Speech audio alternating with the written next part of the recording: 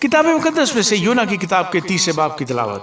اور خداوند کا کلام دوسری بار یونا پر نازل ہوا کہ اٹھ اس بڑے شہر نینوا کو جا اور وہاں اس بات کی منادی کر جس کا میں تجھے حکم دیتا ہوں۔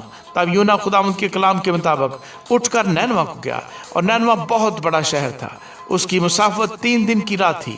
اور یونا شہر میں داخل ہوا اور 1 دن کی راہ چلا۔ اس نے منادی کی اور کہا 40 روز کے بعد نینوا برباد کیا جائے گا۔ تب نینوا کے باشندوں نے خدا پر ایمان لا کر روزہ کی منادی کی، اور ادنا والا سب نے ٹاٹ اوڑا۔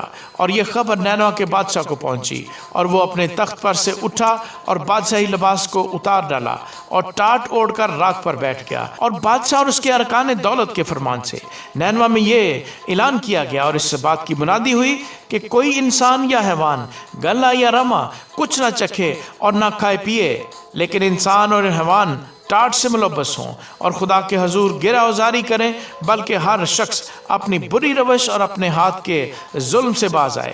شاید خدا رحم کرے اور اپنا ارادہ بدلے اور اپنے قہر شدید سے باز آئے اور ہم ہلاک نہ ہوں۔ جب خدا نے ان کی یہ حالت دیکھی کہ وہ اپنی بری روش سے باز آئے، تو وہ اس عذاب سے جو اس نے ان پر نازل کرنے کو کہا تھا باز آیا اور اسے نازل نہ کیا۔ آمین۔